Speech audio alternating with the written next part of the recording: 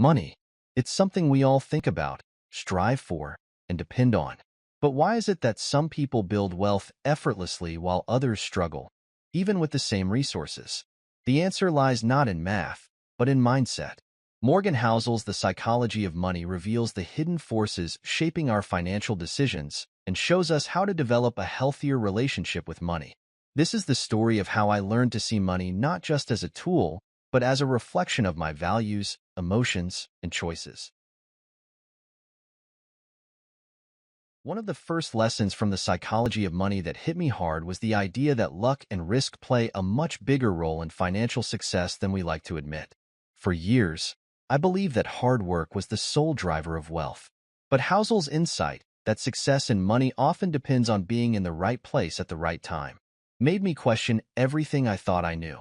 I remember a time early in my career when I worked tirelessly on a startup idea that ultimately failed. Meanwhile, a friend of mine struck it big with a similar idea just a year later. It was frustrating and confusing, but Housel's perspective helped me see that it wasn't just about effort. Timing, market conditions, and even sheer luck played a role. Similarly, I learned to respect the role of risk. Many people make decisions thinking they're in control of all the variables, only to be blindsided by unpredictable events. Housel's advice to plan for the unexpected resonated deeply with me. I began diversifying my investments and creating a financial buffer to prepare for risks I couldn't foresee. This chapter taught me humility.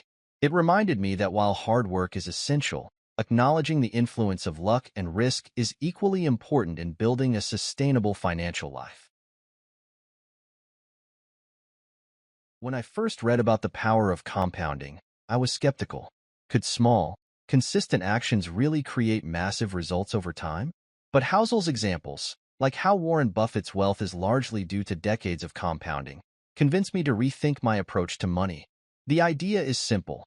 Compounding works not just in investing, but in habits, knowledge, and relationships. I started applying this principle by automating small monthly contributions to a retirement fund. At first, the progress seemed slow, almost negligible. But as months turned into years, I saw how those small contributions, combined with investment growth, began to snowball. This lesson wasn't just about numbers. It was about patience and consistency. I began to see how rushing for quick wins often led to burnout and poor decisions. Instead, I focused on long-term growth, trusting that small, steady efforts would pay off. Over time, this mindset transformed not only my finances but also my approach to personal growth and learning. Housel's perspective on saving money challenged everything I thought I knew. I had always associated saving with sacrifice and deprivation, but he reframed it as freedom. The ability to save, he explained, isn't just about earning more. It's about spending less and creating options for your future. I began examining my spending habits, identifying areas where I was mindlessly consuming rather than investing in things that truly mattered. For instance, I realized how much money I was spending on convenience, takeout meals, subscriptions I didn't use, and impulsive purchases. By cutting back on these expenses, I wasn't just saving money. I was reclaiming control over my choices. Housel's idea that savings is the gap between your ego and your income hit home. It made me question how much of my spending was driven by the desire to impress others versus what genuinely added value to my life. Over time, saving became less about what I was giving up and more about what I was gaining. Peace of mind, flexibility, and the ability to pursue opportunities without fear. One of the traps Housel warns against is lifestyle inflation, the tendency to increase spending as income rises. I'd fallen into this trap before, upgrading my apartment, car, and vacations whenever I got a raise. But instead of feeling more fulfilled, I often felt like I was running on a treadmill, trying to keep up with ever-increasing expectations. Housel's insight, that true wealth is what you don't see, helped me shift my perspective. I began to see that the outward markers of success often came at the expense of financial security. Instead of upgrading every time I earned more, I started directing that extra income towards savings and investments. This shift wasn't just about money. It was about redefining what success meant to me. I stopped comparing myself to others and focused on building a life that felt rich in experiences and purpose rather than possessions. Avoiding lifestyle inflation gave me the freedom to invest in what truly mattered, from travel to education to spending time with loved ones. One of the most eye-opening lessons from the psychology of money was the idea that financial decisions are deeply personal. What works for one person might not work for another because we all have unique experiences, values, and risk tolerances. For years, I'd followed generic financial advice without considering whether it aligned with my goals and personality. Housel's book helped me understand that my financial choices should reflect my own definition of happiness and security. I began journaling about my financial goals and reflecting on what money truly meant to me. Was it about freedom, security, or the ability to give back? This clarity helped me make decisions with confidence. For instance, while some friends were investing heavily in high-risk ventures, I realized that my risk tolerance was lower. I chose a more conservative approach that let me sleep at night. By understanding my own financial psychology, I stopped comparing myself to others and started making choices that felt right for me. This shift brought not only financial stability but also emotional peace. Housel's distinction between being rich and being wealthy changed the way I thought about success. Being rich, he explains, is about having a high income. Being wealthy is about having assets and the freedom to use your time as you choose. This lesson inspired me to focus less on income and more on building financial independence. I began prioritizing investments that generated passive income, like index funds and real estate, over spending on luxuries.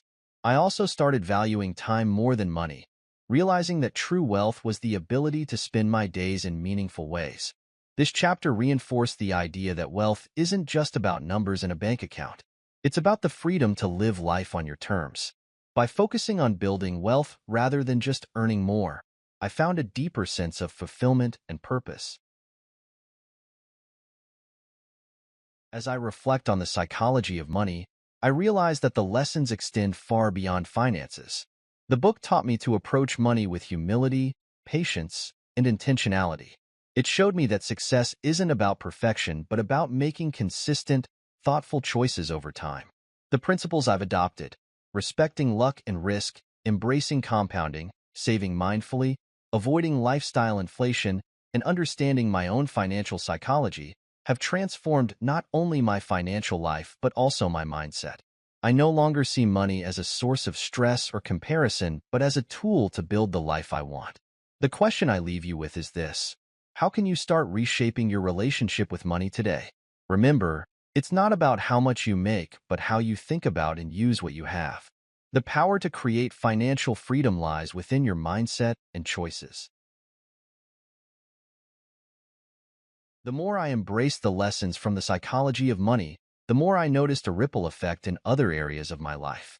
Financial wisdom didn't just improve my bank account. It enhanced my relationships, mindset, and overall well-being. For example, by understanding the role of luck and risk, I became more empathetic toward others. I stopped judging people's financial decisions harshly because I recognized the complexities behind them. This shift deepened my relationships and made me a better friend and partner. Practicing compounding taught me patience not just with money, but with personal growth.